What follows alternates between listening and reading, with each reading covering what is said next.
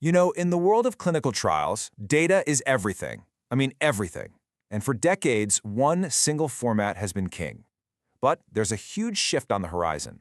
We're talking about finally moving our regulatory data submissions out of the 80s and into the modern world of APIs and, true data exchange. So let's just set this stage for a second. We're talking about the SAS V5 export format. Yep, good old XPT. It's been the required format for regulatory submissions since, get this, 1989. That is a seriously long time. And look, it's done its job, but technology has, kind of leaped forward since then, and this old workhorse is really starting to show its age. So here's what we're going to cover. First, we'll look at the old standard and why it's a problem. Then we'll meet its modern replacement, Dataset-JSON. We'll dig into the FDA's pilot program to see how it performed in the real world, the good and the bad. And finally, we'll talk about what this means for all of us. All right, let's get into it.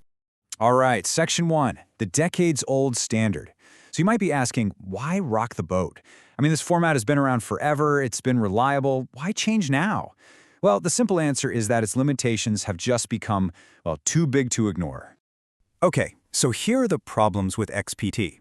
It's been a workhorse, for sure, but it is a product of its time. It's a binary format, which makes it a real pain for modern API-driven systems. And it struggles with stuff we just expect today, like Unicode for different languages. Plus, it's got these super strict, old-school limits on things like field names and sizes. Seriously, try cramming complex modern data into a structure designed in the 80s. It's not just annoying, it's actually holding us back from working with the complex data we have today. So, to get past all those roadblocks, CDISC came up with a new standard, and that's Dataset-JSON. This thing was designed from the ground up to be the modern solution we've been waiting for. So what is Dataset-JSON exactly? Well, at its core, it's a completely vendor-neutral standard that's built on JSON. And as you probably know, JSON is basically the language of the modern web. It's what all the APIs use. This makes Dataset-JSON super flexible, lightweight, and you can actually read it. It kind of takes the good parts of the old Dataset XML standard, but makes it way more efficient and easier for both humans and computers to handle. And this, right here, really lays it all out. On one side, you have XPT. It's binary, has barely any metadata, and limited language support. It's like a locked black box. On the other side, Dataset-JSON is text-based, human-readable, packed with rich metadata, and supports pretty much any tech stack you can think of. It's less like an update and more like a complete revolution how we can get our hands on and actually use our data.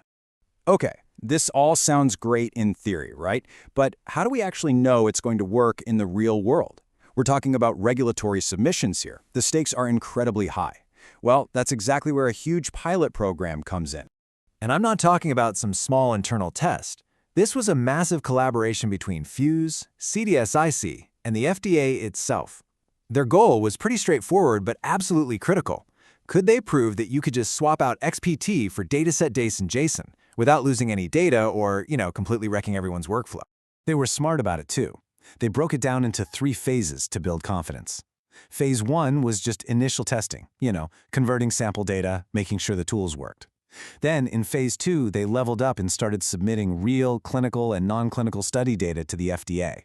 And finally, Phase 3 was all about digging into the results and figuring out what everyone, both industry and the FDA, had learned.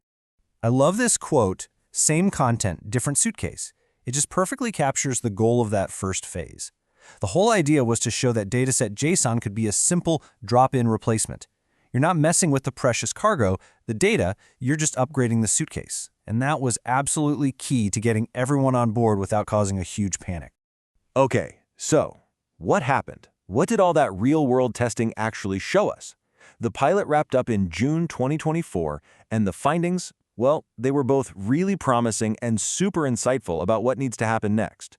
And the first bit of news was fantastic.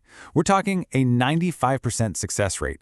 That's how many participants in Phase 1 were able to convert their datasets to Dataset-JSON and then convert them back without a hitch. That is a really, really strong start. But, and there's always a but, right? When you look closer at the feedback, you see a more interesting picture. Yeah, the conversion itself worked great. 95% said yes. But look at that last row. When asked if the data was represented as expected, almost half the people said, not sure.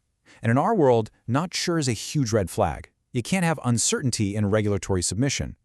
This pointed them right to the next set of problems to solve. And this is exactly why you do a pilot, right? It's not just to pat yourself on the back, it's to find the weak spots. And they found some big ones. People were worried about data precision, things like rounding differences. But the real showstopper? A lot of the existing analytical tools, the stuff people use every single day like SAS and JMP Clinical, they just couldn't handle the new format. And that's a massive gap in the ecosystem. Okay, so now for the final, and maybe most important part. What are we doing about all this? Let's look at how the pilot's findings are actually shaping the road ahead for Dataset-JSON and for the tools we all depend on. This is where the rubber meets the road. The great news is you're not on your own here. A whole toolkit is already starting to pop up. Thanks to awesome community stuff like the CDISC Hackathon, there are already open source tools out there for R, SAS, and Python. So the big three are covered. And on top of that, you've got powerful things like the CDISC rules engine to help make sure your data is solid. And here's the best part. They listened. The standard itself is getting an upgrade to fix the problems found in the pilot. The next version, 1.1, is going to have some key updates.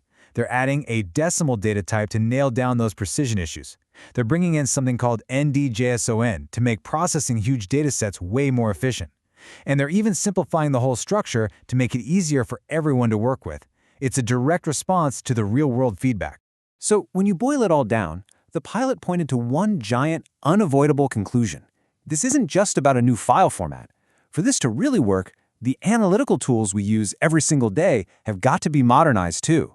You can't unlock the full power of Dataset-JSON, all that rich metadata, all that flexibility, if the software you use to look at it can't keep up.